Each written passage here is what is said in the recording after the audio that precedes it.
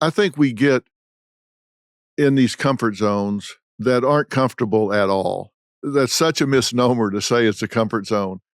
I think people trick themselves because it's like, okay, I'm in this comfort zone, and if I get out of the comfort zone, I could be hurt. I could fail. I could be rejected. I could put something on the line and lose. I could be hurt. But if I stay in this comfort zone, I'm guaranteed to be hurt. This for sure is going to create pain for me because I'm not going to get what I want. So they don't realize the metric is if I stay here, 100% I'm going to get hurt. If I get out of this comfort zone, maybe I get hurt, maybe I don't. It's like, if you really think about it, you're much better off to venture out and bet on yourself. But, I've done some surveys and asked people what it is that scares them the most about change. And your identification of the maintenance part, that was the biggest risk. That was the scariest part to the people that I surveyed, and I'm talking about thousands of people. And what they said was not what if I fail, but what if I succeed? What if I get out and succeed? Okay, now I got to keep it up. Let's say you make $50,000 a year. Well, at $50,000 a year, you have friends that make $50,000 a year. You live in neighborhoods where people make $50,000. You drive cars, live in houses, you do things hobby-wise. And then all of a sudden you say stretch out and you get a higher level of success. And this could be a lot more than money. There's 1,000 different ways you get out of your comfort zone. I'm just quantifying it this way because it's easy. All of a sudden you double your income. Well, now you're hanging out with different people. Maybe you're going to join the country club. Maybe you're going to get a new car, go to a different neighborhood. But now you're expected to keep that up, and that's pressure. What if you don't do it?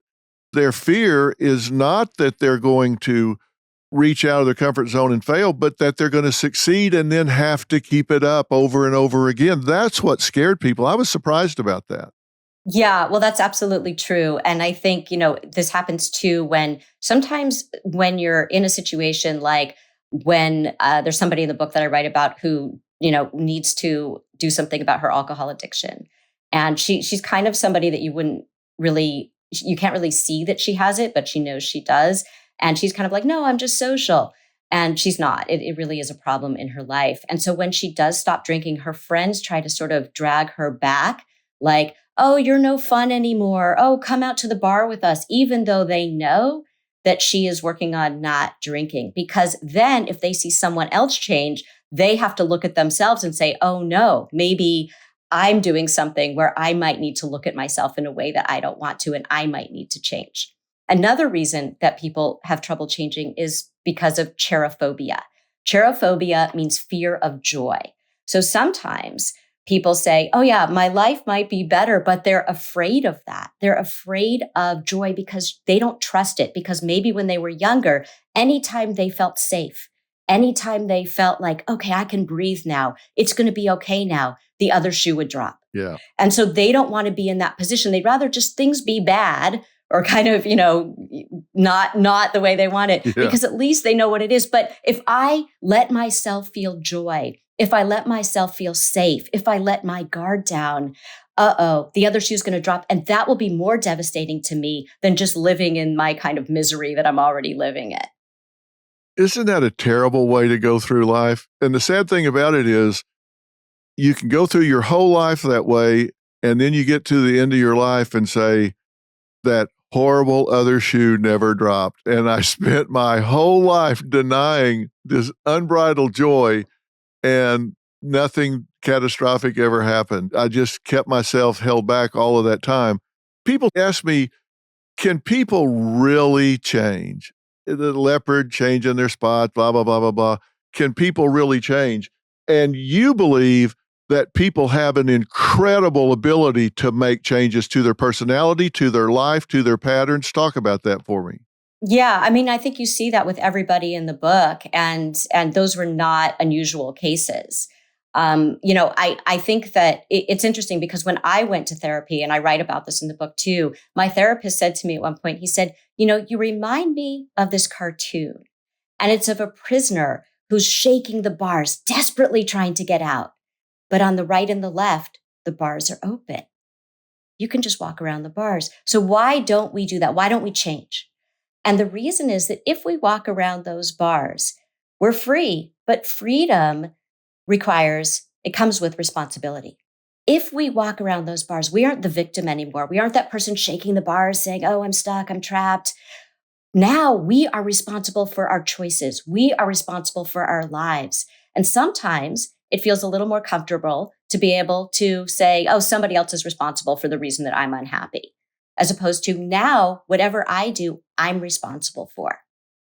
And so I think that that's part of why I really believe people can change, because I think that once they see that they are shaking those bars, but that it's open on the sides, then they have a choice. Oh, I can change. What is keeping me from walking around those bars? And the work of therapy is helping to people to get to the bottom of that. Why won't you walk around those bars? What are you afraid of? How can we support you in doing that? Yeah, I always tell people I got good news and bad news for you. And the good news is the only person you control is you. The bad news is the only person you need to control is you. Come on, you don't have to change anybody else. It's up to you. I hate to see people spending all of their time setting goals or focusing on things they can't change. I always tell people, look, if you're going to set a goal, make sure it is something that's attainable, that you control, that it's quantifiable so you can measure whether you're making progress or not. Don't set a goal that we're going to have a white Christmas. Unless you figured a way to control the weather, that's not a goal. That's a dream. That's a hope. That's a wish that we're going to have a white Christmas. You can decide, I'm going to have a happy time at Christmas. I'm going to control the things in my domain. I'm going to set those up the way I want to do it. But you're not going to control your spouse. You can inspire change, but you can't create it in others, only in yourself.